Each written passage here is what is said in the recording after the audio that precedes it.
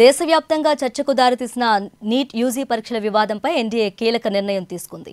ఇటీవల గ్రేస్ మార్కులు పొందిన 1563 మంది విద్యార్థుల స్కోర్ కార్డులను రద్దు చేస్తున్నట్లు సుప్రీంకోర్టుకు ఎన్డీఏ తెలిపింది. ఆ విద్యార్థులందరికీ జూన్ 23న మరోసారి ఎగ్జామ్ నిర్వహిస్తామని, అలాగే దీనికి సంబంధించిన ఫలితాలను కూడా జూన్ 30 లోపు వెల్లడిస్తామని ఎన్డీఏ పేర్కొంది.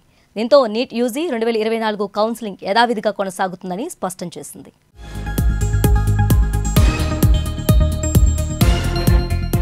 ఎంబీబీఎస్, బీడీఎస్ తదితర మెడికల్ కోర్సుల్లో ప్రవేశాల కోసం నిర్వహించిన జాతీయ అర్హత ప్రవేశ పరీక్ష నీట్ యూజీ 2024 పరీక్షల్లో అక్రమాలు జరిగాయనే ఆరోపణలు వెల్లువెత్తుతున్నాయి. ఈ నేపథ్యంలోనే నీట్ 2024 యూజీని రద్దు చేయాలని వేసిన పిటిషన్పై ఈరోజు విచారించిన హైకోర్టు నీట్ పరీక్షను ఈ పరిస్థితుల్లో రద్దు చేయలేమని, కౌన్సిలింగ్ కొనసాగుతుందని స్పష్టం చేసింది.